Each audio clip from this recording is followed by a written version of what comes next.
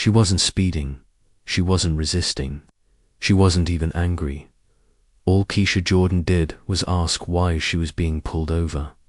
But to Officer Boone, that was enough. Enough to drag her out of the car.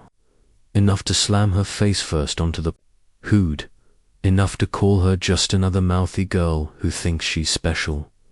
What he didn't know. Keisha wasn't just another black woman. She was the lead civil rights prosecutor for the state, with access to secrets that could take down half the system. And this wasn't just an arrest. It was the spark that would burn it all down. Rain hit. The windshield in sharp, glassy streaks as Keisha Monroe gripped the steering wheel tighter, her fingers trembling just enough to make her nails click against the leather.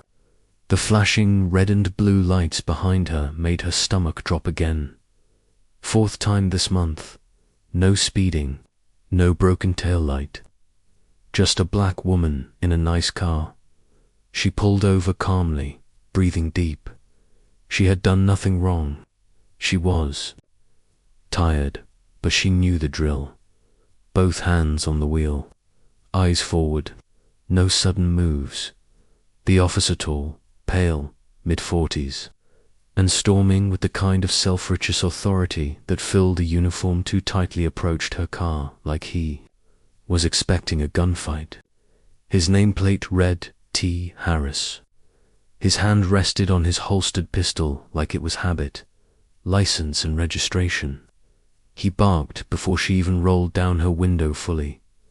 Keisha met his eyes, polite but firm.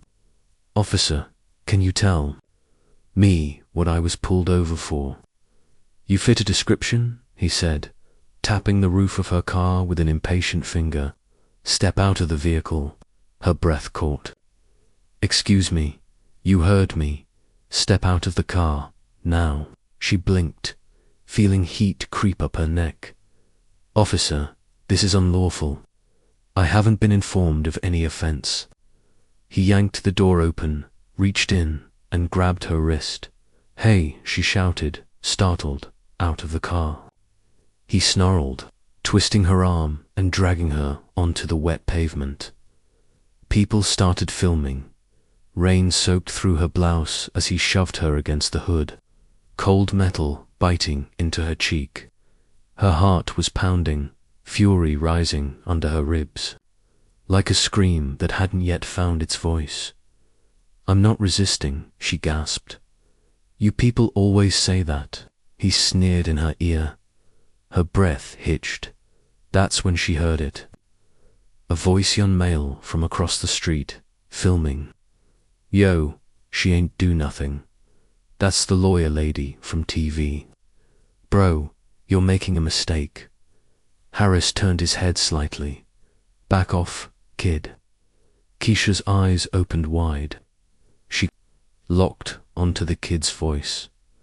Another onlooker echoed, "Isn't she with the state attorney's office?"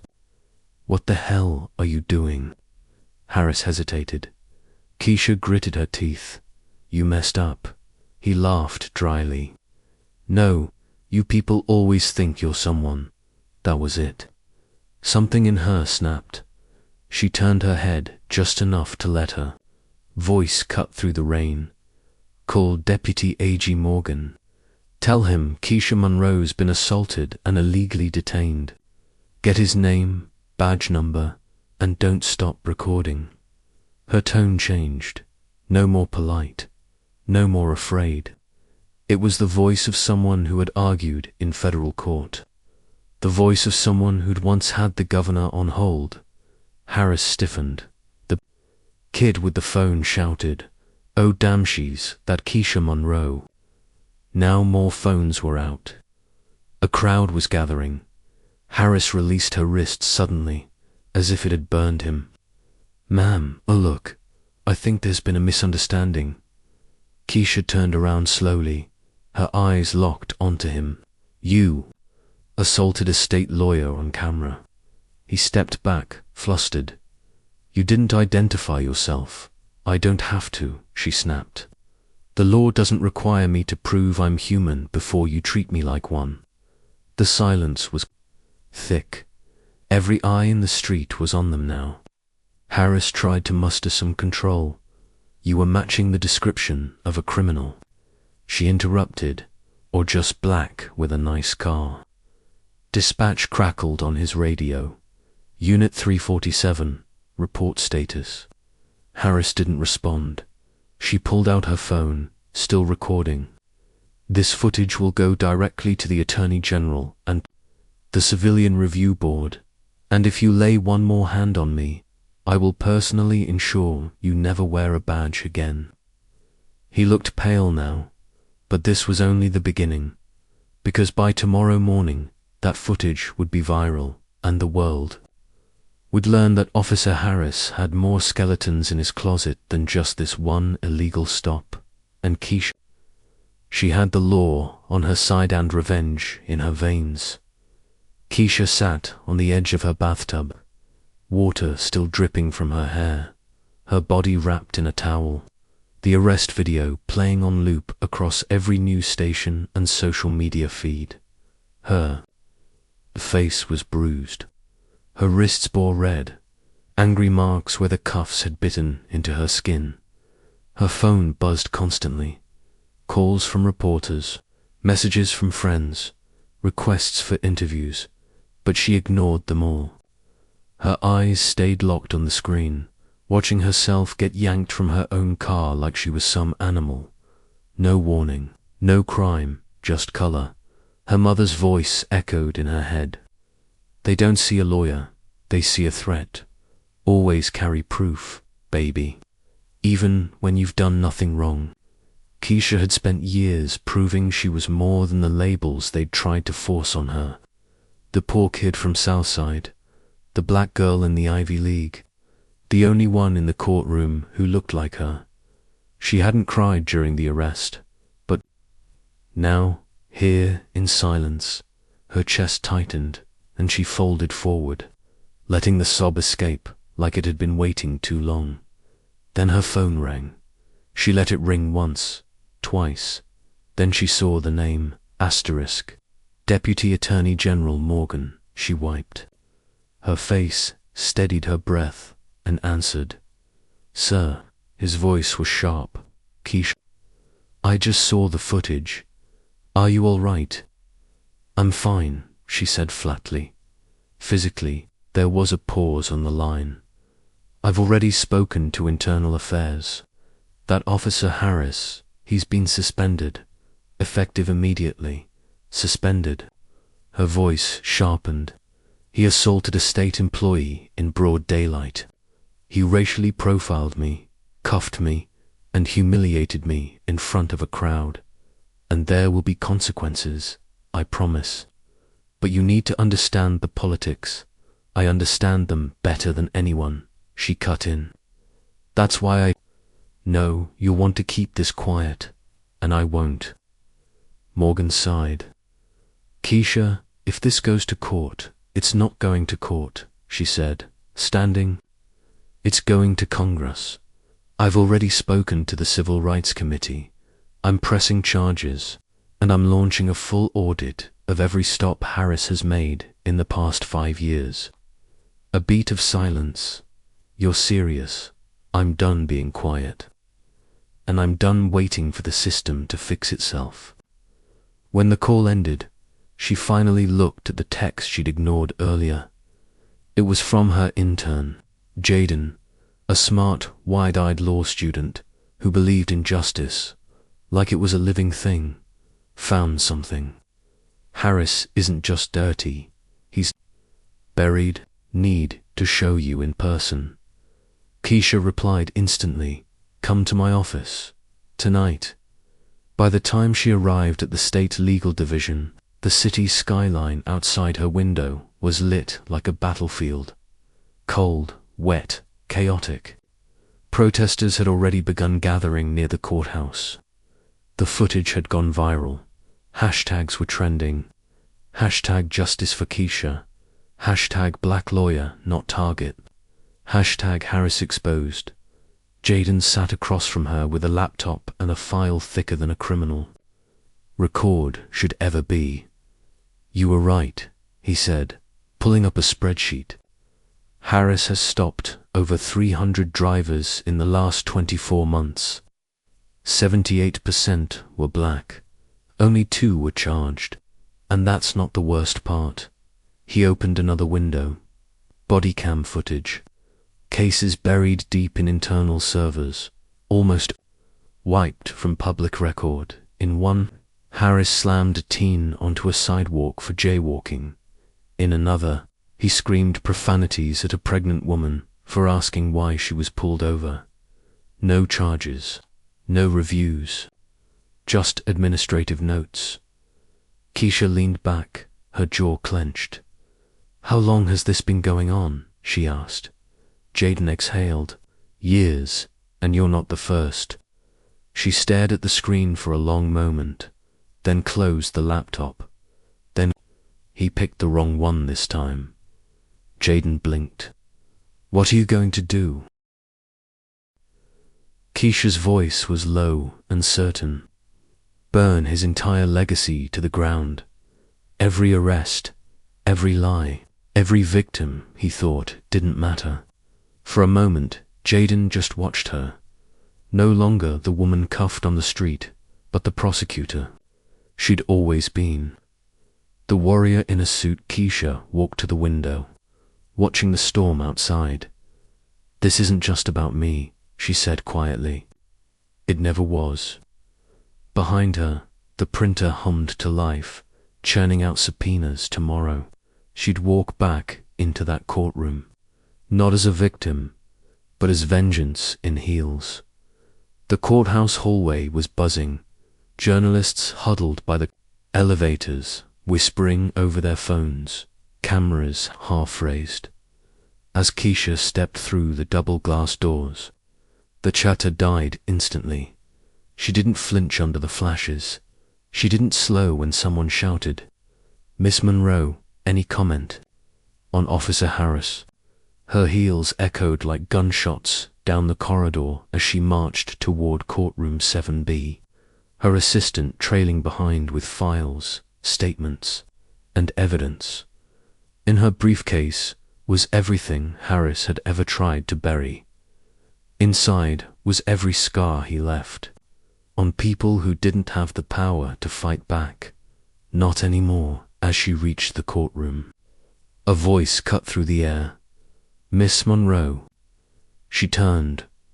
Officer Harris stood in the hallway, not in uniform, but in a loose, wrinkled button-down, a lawyer at his side, and a smirk, the smug kind that only disappears when it's too late.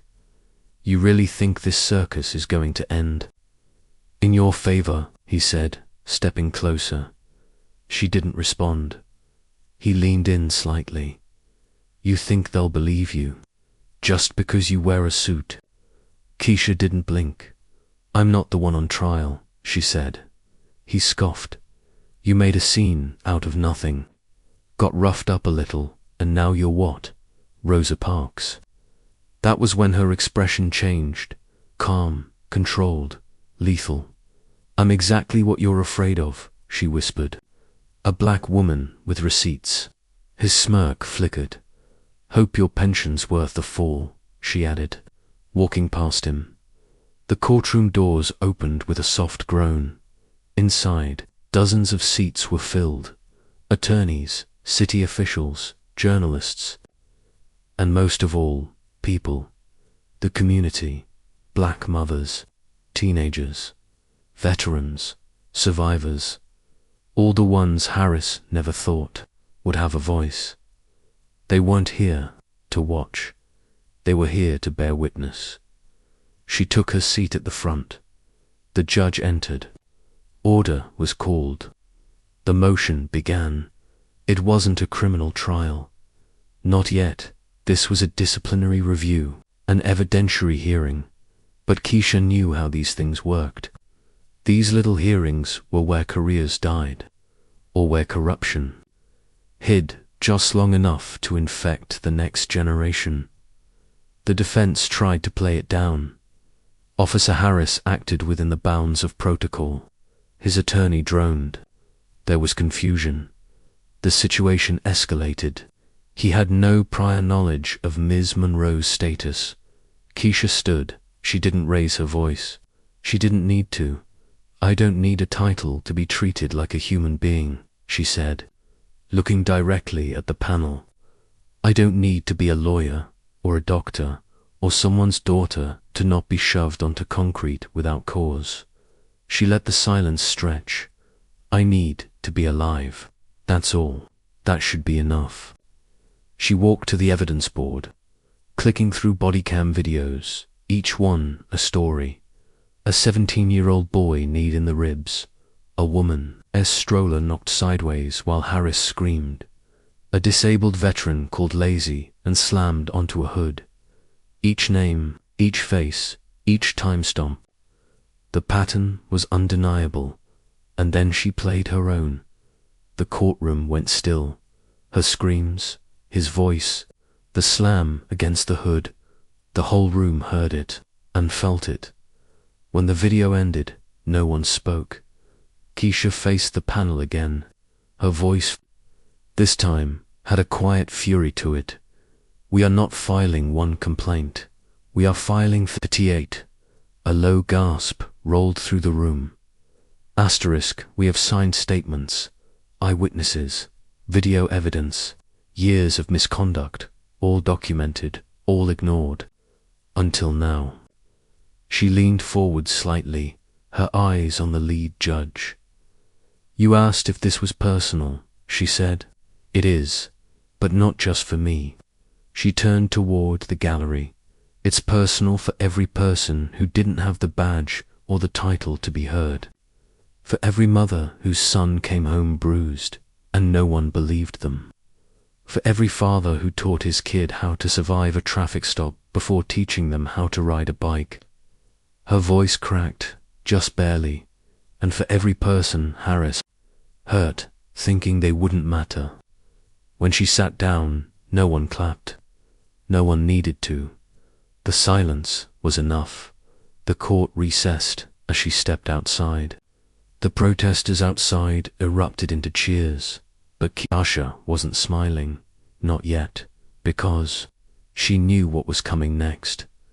The internal affairs hearing was just the first domino, but she was going after the whole department.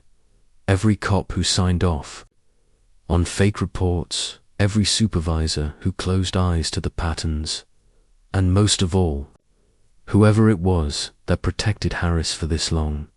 Someone higher up had kept him safe, and now they were next. Keisha's phone rang before the elevator doors even closed. Unknown number, she answered without hesitation. A male voice, smooth, cautious. "Miss Monroe, we need to talk. Off the record." "Who is this?" "Let's just say I've been watching what you're doing, and I know what Harris was covering up." She didn't speak. The voice continued, low and deliberate. "Harris was never working alone. There's a reason internal affairs never touched him. There's a reason the footage disappeared before now." "I'm listening," she said quietly. "Not here, not on the phone. Meet me at 9th and Jefferson, underground lot, level 3, midnight, come alone." The line went dead. Keisha stood in the quiet elevator, her reflection staring back at her from the mirrored panel. The floor beneath her felt like it shifted. She could walk away. She could let the hearing play out. Let Harris go down alone and call it justice. But it wouldn't be, because the rot was deeper. At 11:57 p.m., Keisha's tires rolled into the near-empty parking structure under Jefferson Plaza. Her pulse was steady. Her hand hovered near the pepper spray clipped under her blazer. She parked. Headlights flickered in the far corner. A black Lincoln idled in the shadows. She stepped out of her car slowly. "I'm here." The Lincoln's passenger door opened. Out stepped a man in his late 50s, tall, salt and pepper hair, trench coat. Not a stranger. It took her a second to place the face. "District Commander Renner," she said, Didn't expect you. He looked tired, nervous. I shouldn't be here, he said, walking closer. But if you keep digging, you're going to end up dead. Her eyes narrowed. Is that a threat? It's a warning. She didn't flinch. Why protect Harris? Renner exhaled. Because he knew things. Things about our precinct. We covered for him, in exchange for his silence. What things? 37 planted arrests, fake traffic stops, 2 lawsuits quietly paid off, all under Captain Boone's command. Harris was his personal muscle, a one-man cleanup. Crew. Keisha felt it like a kick to the chest. Boone, the captain who smiled in her face every time she visited the department. The man who shook her hand after every court victory. She kept her voice level. And you. I buried some of it, Renner admitted, but I didn't realize how far it went until it was too late. By then, Harris had files. Dirt on half. The people in that building, and you're telling me this now. He looked away, because they're going to try to make you disappear. Her stomach tightened. You're not just a problem, he said. You're proof. Keisha stepped back. Give me the evidence. Renner hesitated. Then he reached into his coat and handed her a flash. Drive. Everything I could copy before I was locked out. The rest is on a secure server. But if you use this, and you're smart about it, you can bring them all down. She took it, slipping it into her pocket. What do you want from me? Nothing, he said, shaking his head. Just do what I didn't. Finish it. Then he turned, walked back to his car, and vanished into the dark. Keisha stood alone under the flickering light, the weight of the drive burning against her hip. She didn't sleep that night. She went straight to the state's cyber division, handed the flash drive to her most trusted analyst, and ordered a deep forensic sweep. By noon the next day, the results were in. Documents, emails, time-stamped orders, video files, dozens of them. Some of the arrests were staged 4. Quotas, some were ordered by higher-ups to silence activists. Some were part of a coordinated harassment campaign, but the final file chilled her to the bone. A clip, Loris grainy, but unmistakable. It showed Harris in a precinct locker room, talking to Captain Boone. The audio was quiet, but the words were clear. If she ever opens her mouth, we shut her down. Keisha Monroe doesn't get to come in here swinging her Harvard degree around like she owns the city. You want me to handle it? You know what to do. Keisha's hands shook. They didn't just arrest her. They tried to destroy her on purpose. This wasn't just abuse of power. It was a hit. They tried to bury her. Now she was coming back with a shovel and a spotlight. By 8 a.m., Keisha had called an emergency press conference at City Hall. She didn't clear it with the Attorney General. She didn't wait for approvals. She didn't even put on makeup. Just a charcoal grey suit and fury in her veins. The podium was set. Mics lined up like vultures. A reporter asked, Miss Monroe, can you confirm the rumors of deeper corruption within the department? She didn't blink. I can confirm that Officer Harris's actions were not isolated. And I have proof. Murmurs swept through the crowd. She plugged in a flash drive. The screen behind her came alive first. A timeline stops, arrests, suppressed footage. Then came the locker room video. Harris, Boone, the plan. The crowd fell silent. I was not a mistake, she said. I was a target. Gasps. You don't randomly stop someone and say, you know what to do, unless it's premeditated. Unless it's ordered. Cameras clicked like machine gun fire, she continued. Today, I am formally opening a case against Captain James Boone for conspiracy to commit civil rights violations, suppression of evidence, and targeted harassment of protected citizens. Another reporter raised their hand. Miss Monroe, this will make enemies. Are you prepared for what comes next? She looked directly into the cameras. I was born prepared. She walked away before they could ask more, because this wasn't about sound bites anymore. It was war back at the legal division. Her office door was already cracked open when she arrived. That was the first red flag. The second was the empty desk, where her assistant usually sat.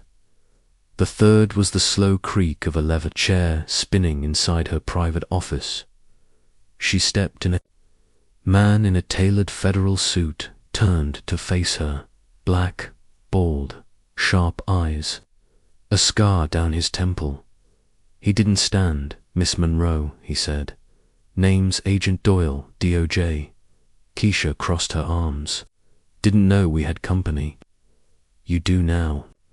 And I'm not here to shake hands. He tossed a thick manila envelope onto her desk. It slid to a stop like a threat. What's this? A mirror. In case you forgot which side you're supposed to be on. She opened the envelope. Inside. Photos. Old ones. Keisha, at rallies, talking with defense attorneys, arguing with judges. One of them, her hugging a wrongfully convicted man she helped free, had been annotated with red ink. Underneath it, close ties to activist groups, potential agenda, watch for anti-police bias. Keisha froze. This is a smear file, she said. No, Agent Doyle replied. It's a warning file. You're making powerful enemies, Monroe, and they're building a case, not against Boone, against you. She didn't move. On what grounds? He shrugged. Manufactured ones, misconduct, retaliation, ethics violations. Doesn't matter if they're true, just has to look real. She stared him down. You here to stop me? He shook his head. No, I'm here to tell you to hit back harder, because they're not going to stop. And if you think truth alone will save you, you're already losing. Keisha's hands tightened around the folder. Give me access, she said, to the DOJ servers. Let me file direct. That's not how this works. It is now. Doyle studied her a long time, then reached into his coat and handed her a secure tablet. You've got one shot. Blow it wide open. But be ready. Once this goes federal, it's scorched earth. She took the tablet and nodded. She wasn't just going after Harris anymore. She was coming for the whole damn system. The battering ram hit the door at 5:43 a.m. Boom. Asterisk once. Boom. Twice. On the third hit, the wooden frame of Captain Boone's lakeside home cracked like a dry bone, and 6 federal agents, in tactical vests, swarmed through with lethal precision. Boone had been fast asleep by the time he staggered down his hallway.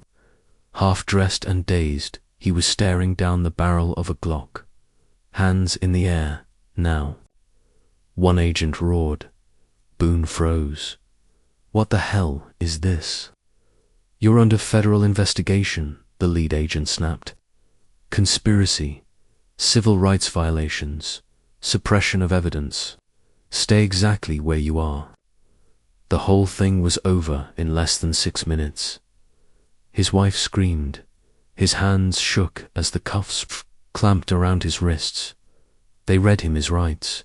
Outside, news vans had already gathered, sirens still echoing in the hills.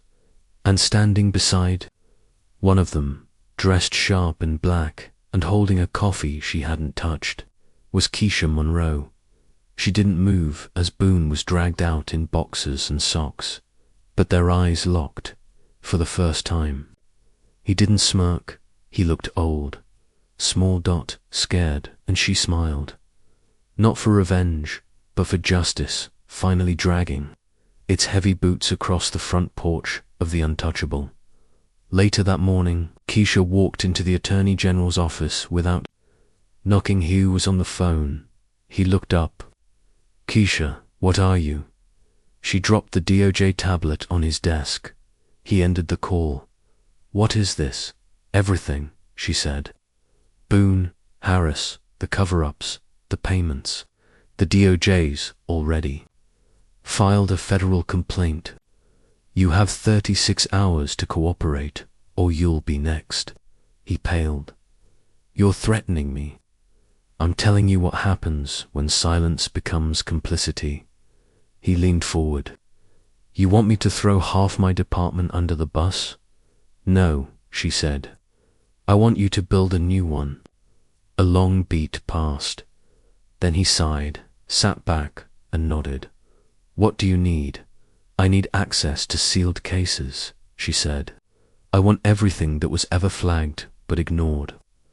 I want contact with the Civilian Oversight Board, and I want to lead the task force." Yes," she said. "Because I'm the only one who knows how deep this goes." He didn't argue. Keisha left his office and went straight to the interrogation room. Officer Harris sat alone, hands cuffed to the table, sweat darkening his shirt. She walked in slowly. No file, no clipboard, just the truth. "Do you know why?" "You're really here?" she asked. He scoffed. "Because you have a vendetta." "No," she said softly, "because you made a mistake." He frowned. "You thought I was weak," she said. "You thought black meant powerless. You thought female meant quiet. You thought the law couldn't touch you." She leaned in. "You were wrong." Harris didn't speak. Keisha placed a photo on the table. The locker room still got him. "Boone." The quote, "You know what to do." Harris looked at it. "Boone's gone," she said. "The DOJ is coming. You have a choice. You go down alone, or you tell me everything." He said nothing. Then his lip twitched. "You don't know who you're really fighting." She smiled. "That's the difference between you and me," she said, standing. "You think fear is power." She headed for the door. "I've already won." Keisha stared at the closed door of the interrogation room, her reflection faint in the frosted glass. For a moment, the silence felt heavier than anything Harris had said. She'd expected rage, denial, even threats. But that last line, "You don't know who you're really fighting," kept ringing in her ears like a warning shot. She walked briskly down the corridor, heels tapping fast against the tile. She needed the rest of the files. Needed her analyst. Needed Jaden. He hadn't shown up for work. She called his phone straight to voicemail. She texted, no reply, by 4 p.m. She was standing outside his apartment, banging on the door hard enough to wake the building. When it cracked open, a neighbor leaned out, looking sleep-crumpled and annoyed. "You looking for Jaden?" the woman asked. "Yes, you've seen him." The woman shrugged. "He moved out this morning. Whole place was packed and cleaned by noon." Blinked. "What?" "Yeah, some guys in suits helped him. Said it was urgent clearance. Thought he got promoted or something." Keisha's gut twisted. She raced back to the office, tore through his workstation. His desk was empty. No hard drives, no printouts, no notes. Even his security access had been deactivated. She burst into the server room.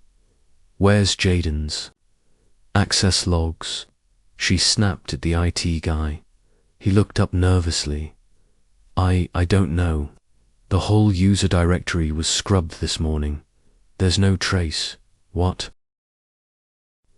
She yanked the monitor closer. "Check the firewall logs. I want to know every external IP that's touched our system in the last 48 hours. His hands shook as he typed. A list appeared. Dozens of access attempts, most internal, 2 flagged as anomalies. 1 was from an unregistered device. Keisha leaned in. The IP was traced to the governor's office. She stepped back like she'd been slapped. No, this wasn't just about Harris or Boone. Someone above them had pulled the strings, and Jaden, the intern she had mentored, trusted, protected, had sold her out. She barely made it back to her office before the rage hit. She closed the door, leaned her hands on her desk, and tried to breathe. Her mind flashed back to all the late nights he stayed to help, all the times he'd asked for access to files she thought was safe, all the things she let him see because she thought he was loyal, because he believed in her. Or so she thought. The knock on her door was soft. She turned fast. Agent Doyle stepped in. "You heard?" he asked. She didn't answer. He closed the door gently. "Your intern gave up a master key to the DOJ archive. Everything you pulled is now in someone else's hands." She stared at him. "How much damage?" He exhaled. "Enough that if you don't move now, you'll lose the entire case." Her voice dropped. "I brought a snake into my own home." He nodded. "That's how they work. Smile in your face, hold a knife behind their back." Her fists clenched. "I want a name," she said. "Who got to him?" Doyle hesitated. Keisha stepped closer. "I've lost too much to be gentle now." He looked her in the eye and said one word. "The governor." The air left her lungs. "You're saying this goes all the way to the top?" "I'm saying," Doyle said, "that Harris was a pawn. Boone was a gatekeeper, but the game board, that belongs to someone with more power than a badge or a gun." Keisha sat slowly. She wasn't just up against a department, she was up against the system that built it. The phone on her desk buzzed. Private. Number she picked up. A voice whispered, "You should have stayed quiet, Keisha." Click. The line went dead, and so was her doubt. She knew what she had to do next. Keisha was gone. No press conferences, no tweets, no sound bites, no trace. The media called it a breakdown.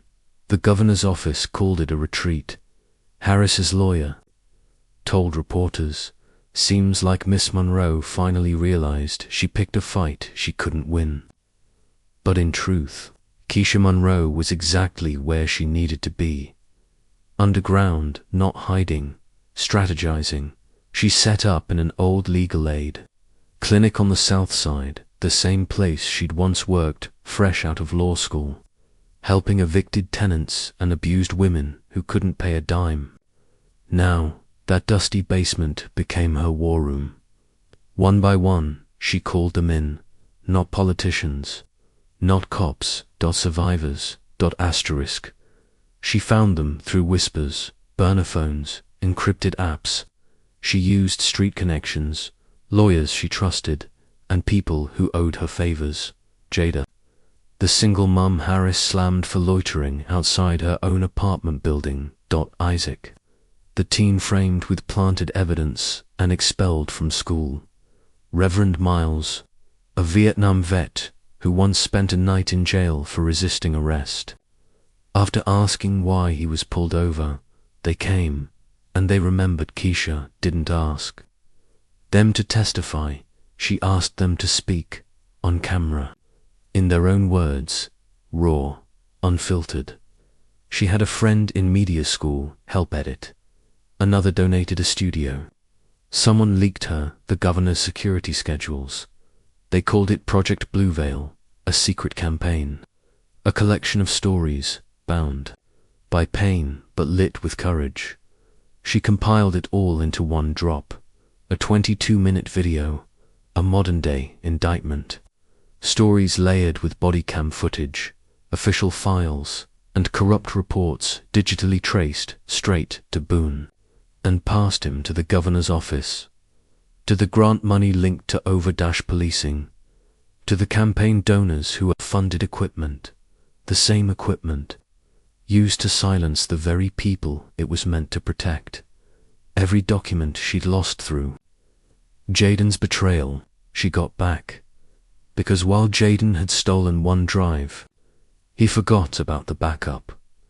The encrypted mirror on a server in Chicago, protected under a Friends Civil Liberties non-profit, untouched, unfound, and waiting. Chi released the video anonymously.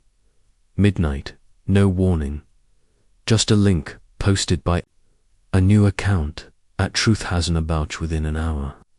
It hit 500,000 views. By morning, it had 5 million by noon. The hashtag KEISHA was right trended in 40 states, and by 2 p.m., protesters surrounded the governor's mansion with signs that read, "Who do you protect? Badge does not equal immunity. Monroe is out via C." The governor issued a formal statement. These are unsubstantiated claims, timed to distract the public. But people weren't distracted. They were done being fooled. Keisha watched the coverage from the back of a borrowed van, sitting beside Reverend Miles and JADA. She looked tired, but her eyes burned with quiet fire. "You know they'll come for you now," Reverend Miles said. "I'm counting on it," she said. JADA looked over. "What's next?" Keisha leaned forward. "We take it federal, real federal, class action, civil rights lawsuit, grand jury investigation. We don't just bring them down, we rip out the roots." They stared at her, the reality dawning. She wasn't just exposing the truth, she was rewriting the story, not as a victim, as the reckoning. The governor watched the video again, jaw tight, hands folded like he was praying or plotting. Keisha Monroe had crossed the line, not just with accusations, but with evidence. Evidence that connected the state's own funding pipeline to illegal police activity, racial targeting, falsified arrests, and internal cover-ups. The worst part, she had made the public believe her. And when the public believes, they demand blood. Governor Atwater slammed his desk and barked, "Get Boone in here, now." When Boone arrived, his face looked paler than usual. Gone was the smugness. "Sir, this video, I watched it." The governor snapped. "You said she was done, finished, but now she's turned into a symbol." Boone tried to defend himself. "I had her arrested. We compromised her. We had her own man betray her." "You had one job, Boone," the governor said slowly. "Make it. Go away." He poured himself a drink. Didn't sip it. Just stared at the glass like it had answers. "She's not afraid anymore," he muttered. "You know how dangerous that makes her." Boone stayed quiet. Governor Atwater walked to the window. The protest crowd's chants echoing up even 15 floors high. "We've got two options. One, offer her a deal. Make her a judge, give her a seat, bury her under prestige. And the other," Boone asked. Atwater turned, voice cold as frost. "Destroy her professionally, legally, personally.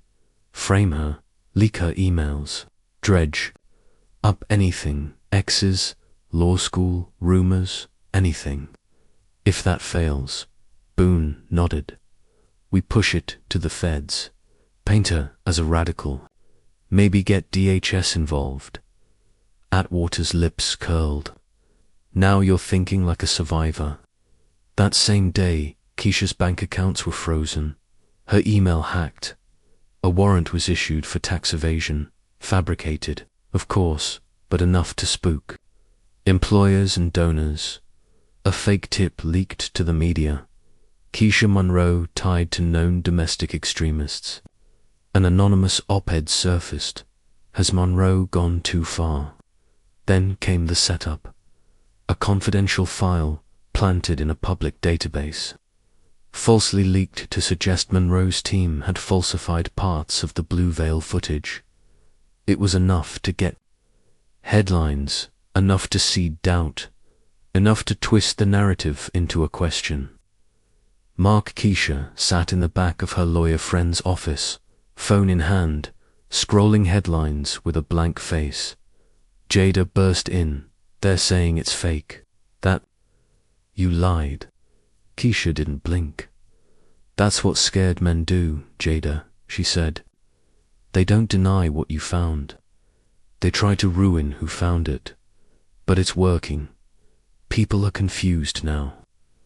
Keisha stood slowly, walked to the whiteboard where her entire case was mapped out in red and blue ink.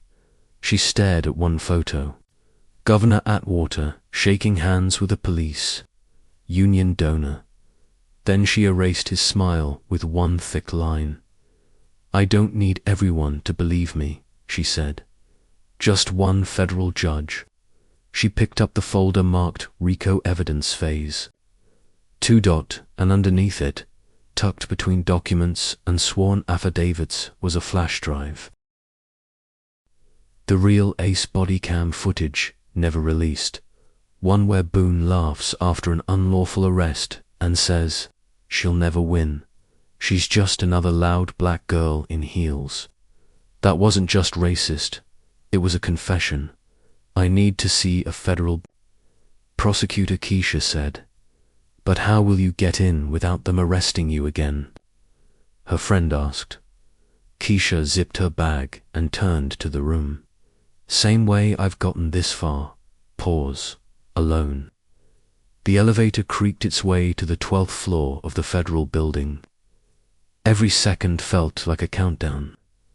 Keisha stood still, her heart beating in her ears, not from fear, but purpose. Her eyes were calm. Her bag was heavy with evidence. Her heels clicked like clockwork. This time, she wasn't going in as a defendant. She was coming in as a weapon. As the elevator doors opened, 2 federal agents turned their heads. They recognized her. Everyone did now. Her face had been plastered. Across the news for weeks, villainized one day, glorified the next. But now, she stood there in full control. I'm here to see U.S. Attorney Dana Voss, Keisha said coolly. The agent blinked. Do you have an appointment? She held up a sealed envelope. No, but I have probable cause. 27 pages of classified misconduct, a body cam confession, and 2 signed affidavits from internal whistleblowers. A pause, then one agent pressed the phone. Tell Voss. Monroe just walked in. 10 minutes later, Keisha was ushered into a long, dim conference room. Across the table sat Dana Voss, a sharp, steel-eyed woman in her 50s with a reputation for prosecuting mobsters, drug lords, and crooked politicians. Voss didn't offer a handshake, just motioned for Keisha to sit. I've been following your case, Voss said, tapping her pen. But what you're alleging would shake half the state. Why now? Keisha placed the flash drive on the table. Because it's not an allegation anymore. Then she opened her folder, laid out the timeline, the photos, the bank transactions, the secret police bonuses tied to quota, arrests, the racist texts between Boone and other officers, the deleted footage, the real footage, and finally she pressed play on the clip where Boone called her just another loud black girl. The room went silent. Voss leaned forward. Where did you get all this? Keisha's voice was even. From people who risked their lives to expose the truth. And from my own scars. Voss crossed her arms. You know, if I open this case, they'll come for you. Harder than ever. They already have, Keisha said. They froze my accounts, faked my taxes, leaked stories to ruin my name. I'm still here. Voss studied her for a long moment.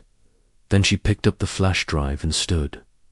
I need 24 hours. That's fine, Keisha said. I've waited my whole life for justice. One more day won't break me. As she walked out of the building, protesters lined the streets again. This time, their signs said, "We stand with Monroe, defund LIES, invest in truth from target to truth teller." She didn't wave, she didn't smile, she just walked straight through the noise like a shadow wrapped in fire at home. Keisha, finally, sat down and let the silence hit her. No calls, no threats yet. Just the quiet before another storm. Then her phone buzzed. A single text from an unknown number. "They know what you did. You think the law protects you now." Keisha stared at it, then deleted it, and whispered to herself, "No, but I don't need protection. I am the law." By dawn, it was everywhere. Headlines screaming in every direction. Bombshell, Officer Boone under federal. Investigation for racist misconduct. State lawyer leaks. Secret footage. DAS office in chaos. Whistleblower turns table on police corruption. Keisha woke to the sound of her neighbor knocking, not with gossip, but gratitude. "My son watched your video," Mrs. Dorsey said tearfully. "He said he wants to be a lawyer now, like you." Keisha hugged her tight, but she knew this was only half-time, and the second half would get bloody. Across town, Boone stormed into his lawyer's office, red-faced, foaming. "She's got nothing legal." His attorney, Leonard Creed, barely looked up. "You lied on your reports, Rick. You assaulted her without cause. That footage doesn't lie." Boone slammed the desk. "She humiliated me on camera. I want her buried. Find something on her." Creed raised an eyebrow. "I already did." Then he slid a thin manila folder across the table. Boone snatched it open and grinned. 2-year-old, sealed, juvenile case. Keisha Monroe, age 17, trespassing, a judge's daughter's house. Boone's grin widened. "Let's remind the world. She ain't no saint either." Asterisk that night, it hit the networks. Breaking Monroe's hidden criminal past exposed. Was this hero, lawyer, a juvenile delinquent? Keisha saw it unfold live on her TV. Her inbox exploded. Her job suspended. Her again, pending review. Even some of the protesters turned quiet. It felt like betrayal all over again. But this time, she didn't flinch. She walked into a press conference the next morning, her hands shaking, but her voice steady. "Since you all care so much about my teenage years, let me tell you the whole story." Cameras zoomed in. Journalists leaned forward. "I broke into a mansion when I was 17 to rescue my best friend who'd been beaten by her boyfriend, a judge's son. The police never charged him. They charged me. I didn't talk about it because I didn't want to relive it." She paused. "But now I realize silence doesn't protect us. It shields them." The room erupted. Keisha walked off without taking questions. This time, her truth spoke louder than their spin. Back at the precinct, Boone watched with clenched fists. He slammed the TV off. "She wants a war." His partner leaned in. "I say we give her one. 3 days. That's all it took for the threats to start. Not the subtle kind. Not whispers. Not shadows. Real, venom-filled threats. Anonymous letters slid under her door. "You're next, bitch." Her tires slashed. Her front window shattered at 2 a.m. Even her neighbors, white, liberal, once supportive, started avoiding her on the sidewalk. Keisha stood firm. She carried herself to court every day like her spine was made of iron, but inside she was shaking. Her mother called. "I saw the news, baby. I told you this world ain't fair for girls like us. Maybe it's time to step back." Keisha clenched her jaw. That's exactly what they want. Maybe it's what you need. Silence. Then finally, Keisha broke. "Mama, I'm scared." Her mother's voice softened. "Good. Fear means you're alive. Now do it anyway." She did. That afternoon, Keisha filed an injunction against the city.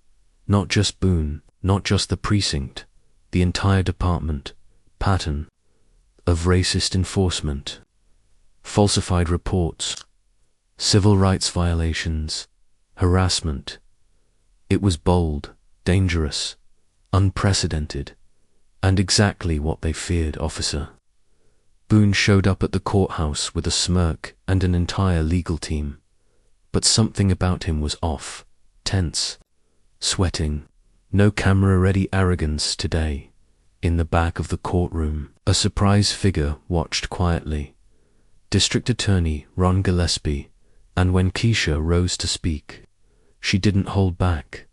"Officer Boone didn't just arrest me illegally. He mocked me, humiliated me, and tried to destroy my life. And I'm not the first. I found 10 black defendants in the last 2 years whose charges were mysteriously dropped.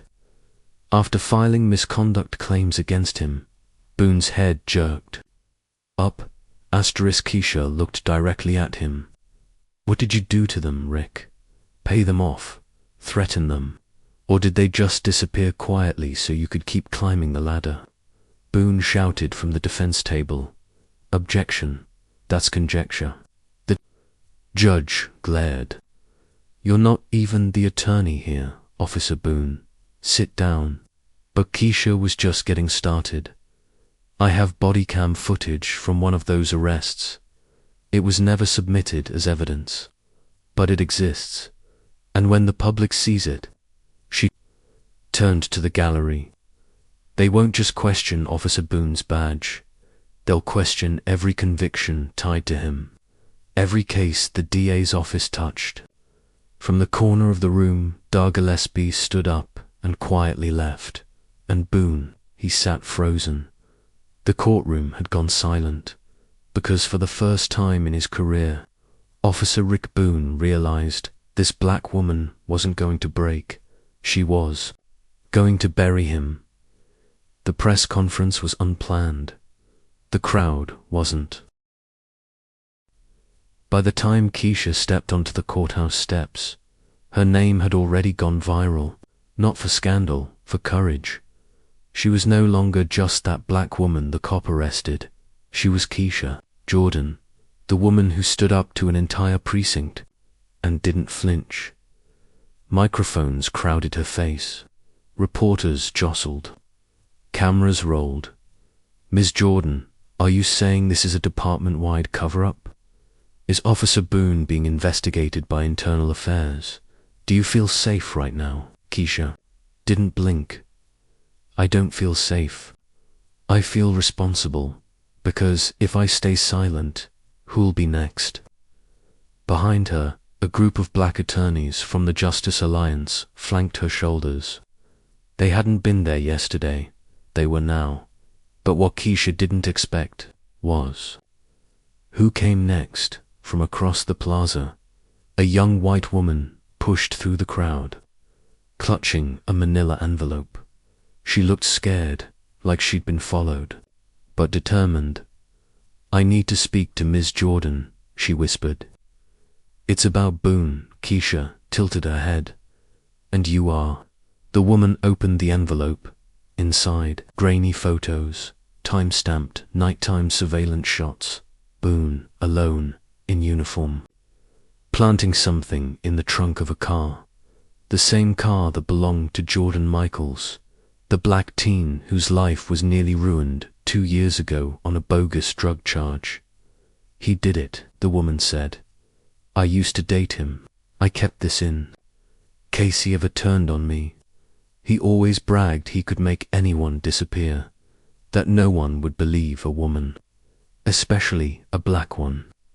Keisha's hands tightened around the photos. This changes everything. Later that day, she handed them to the district attorney's office with a calm they didn't expect. "Use them," she said, "or I will." The DA, the same one who'd once sat silent while Boone roamed unchecked, gave her a long look. Then, finally, "We're reopening everything." And for the first time, Boone was the one under the microscope. Boone didn't show up to work that morning, didn't answer his phone, didn't open his door, but they came anyway. Unmarked, cars, 2 cruisers, a warrant in hand, internal affairs, state agents, cameras watching. Boone's neighbor peeked through the blinds as they knocked twice, then kicked the door in. He was sitting in the living room, drunk, still in his boxers, gun on the table, TV blaring cable news. The headline, "State Lawyer Exposes Corrupt Cop Arrests Imminent." He didn't run, he didn't speak, he didn't even blink. They cuffed him, quietly. The moment was small, but history shifted. At the precinct, his former colleagues barely looked at him as he was walked past holding. He sat in the same interview room where he'd once screamed at. Suspects now he was being recorded. "You're being charged with falsifying evidence, obstruction of justice, and civil rights violations under color of law," the officer said, sliding the papers forward. Boone glanced at them. "She did this." The officer didn't respond, just pressed record. Across town, Keisha sat in her office, stacks of emails and letters around her, hundreds of messages. Victims, witnesses, parents, lawyers, strangers, all saying the same thing. "Thank you, don't stop." She stared at a file sheet, kept locked for years. A case dismissed without cause. Her father's case, he'd been a postal worker, wrongfully accused, died before he could clear his name.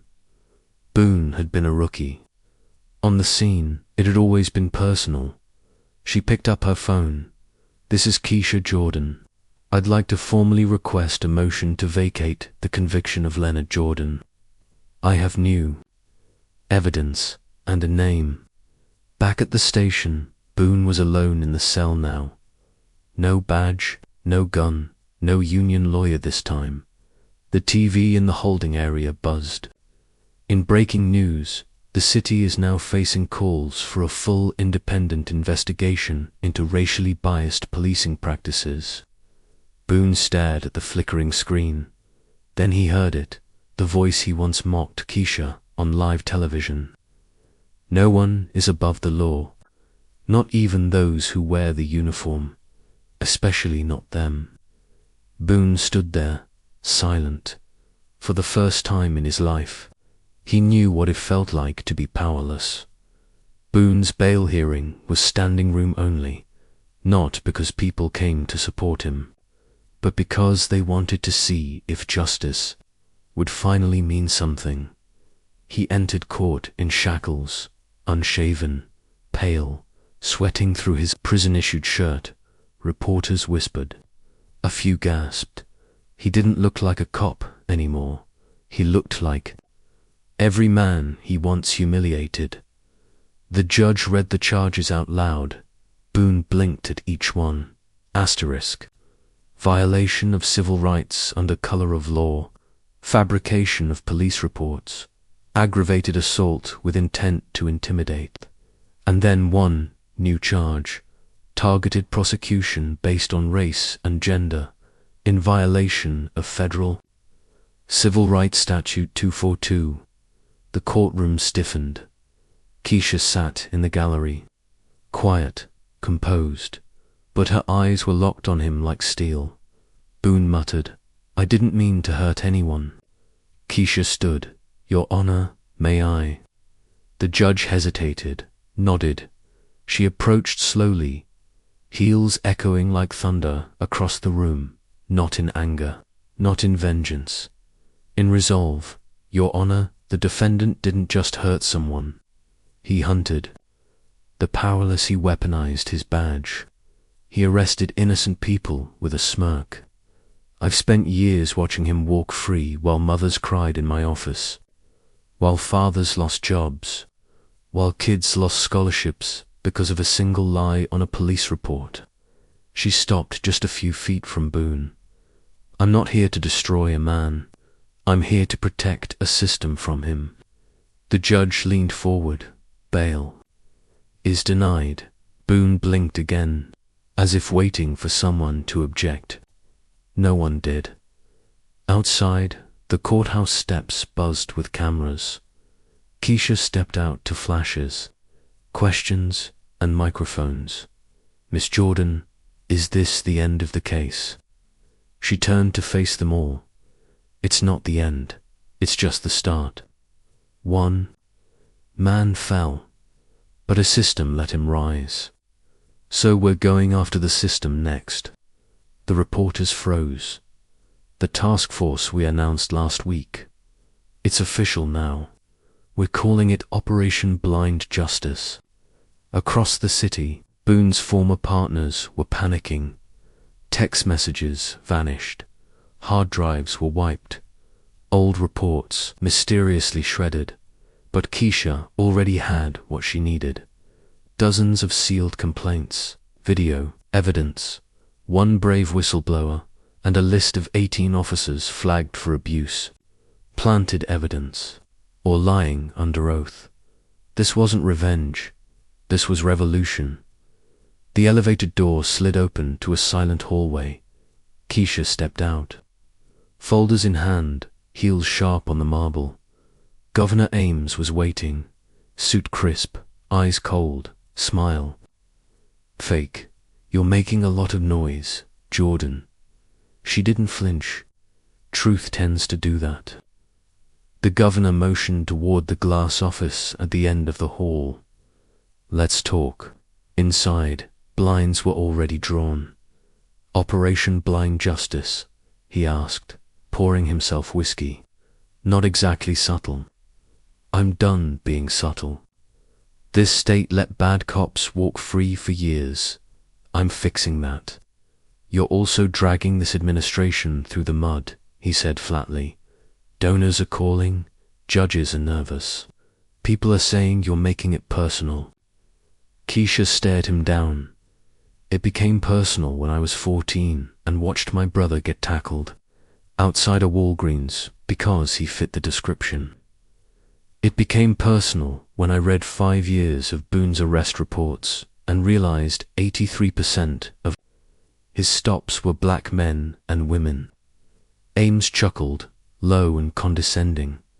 You think you're some kind of hero.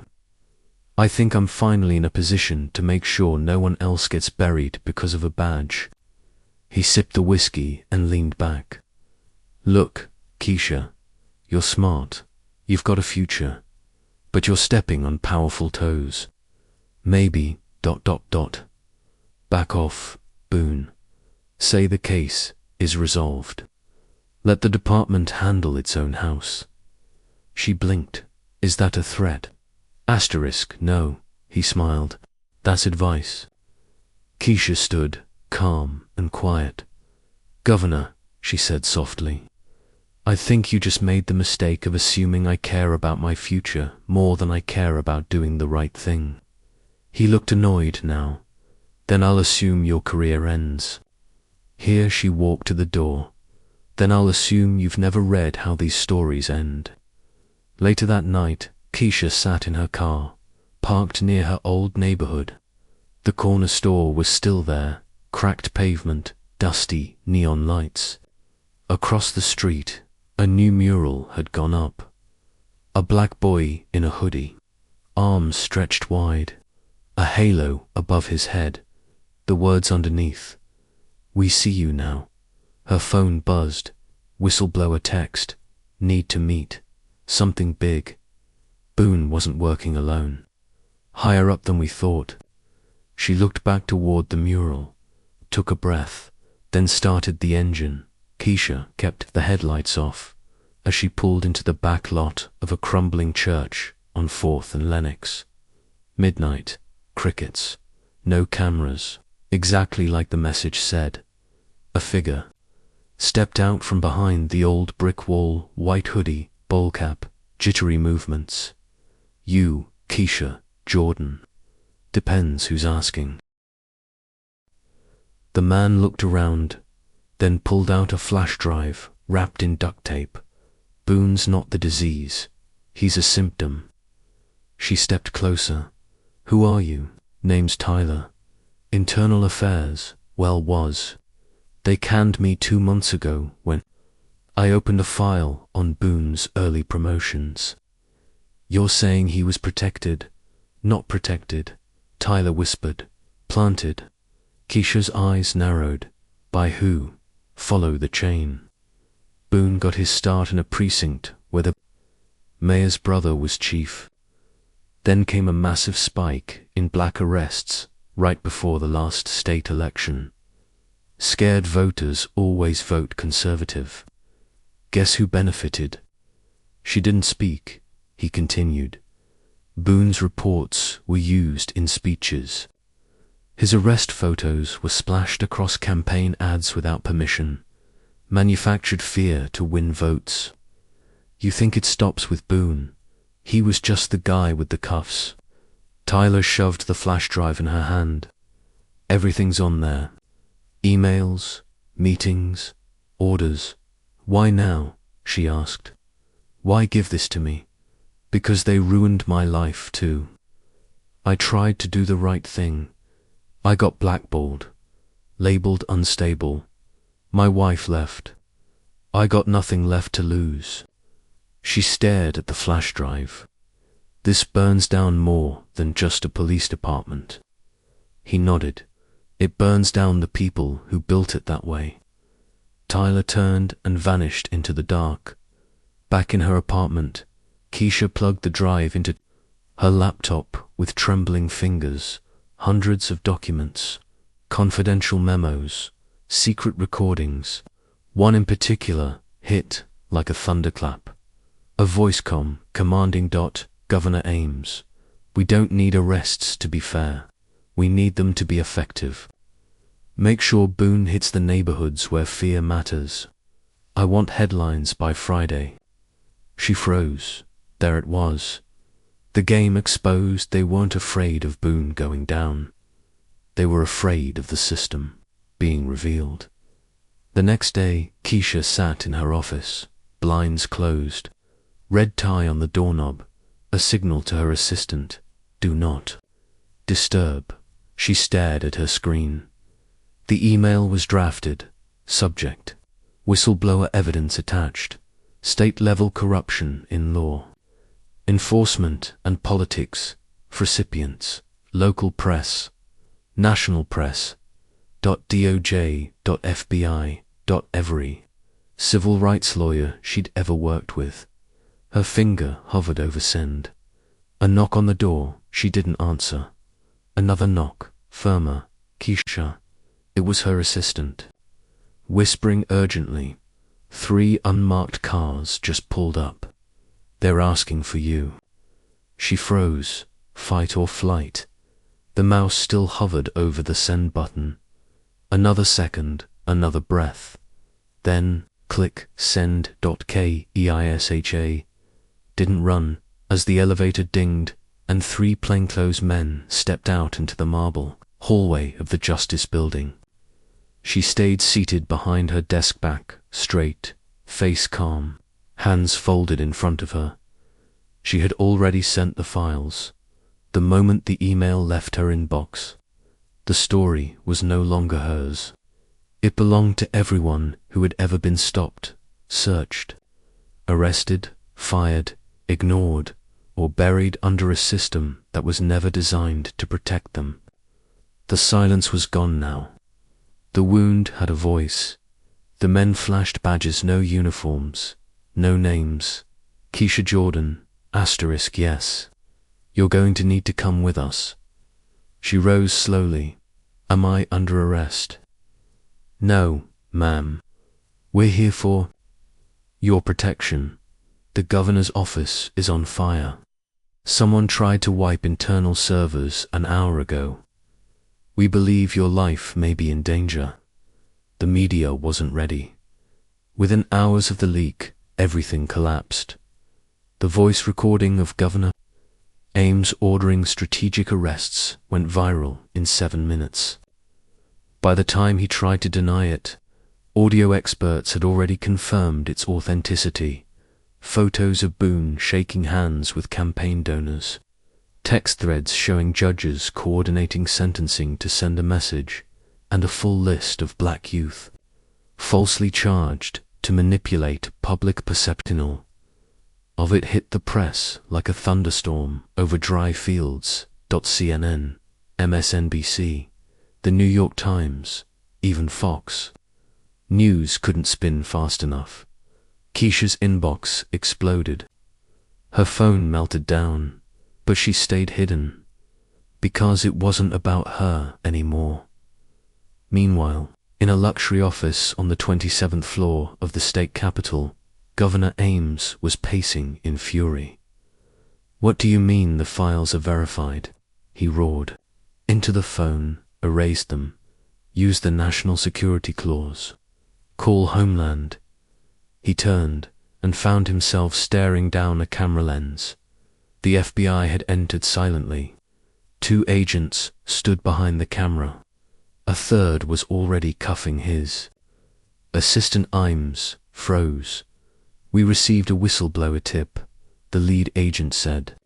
"We've got a warrant for your devices and your arrest. Conspiracy to commit civil rights violations. Obstruction, racketeering. You're arresting a sitting governor." "Yes, sir," effective immediately. And Boone, they didn't even bother to knock. They kicked in the door of his secluded lake house at 3:32 a.m. Found him burning papers in the fireplace. He lunged. They tased him. Keisha didn't even watch the footage. She didn't need to. Weeks later, she sat on the bench at the Lincoln Memorial, quiet beneath the moonlight, away from the noise. A young black girl approached hesitantly, maybe 14, wearing a hoodie and braces. "Excuse me. Are you the lawyer from the internet?" Keisha looked up, smiled gently. "I am." The girl swallowed hard. "Thank you for showing them we're not just what they see." Keisha reached into her pocket and handed the girl a folded piece of paper. "Someday, you'll fight too," she said. "Maybe not like I did, but in your own way. Hold on to this." The girl opened the paper. It was a quote, handwritten in ink. "Power concedes nothing without a demand. It never did, and it never will. Frederick Douglass." The girl nodded. Asterisk, then ran back to her friends. The DOJ launched a full investigation. Laws were rewritten. Boone turned on half the department in exchange for protection. Governor Ames was sentenced to 23 years, and Keisha, she was offered a judgeship. She declined.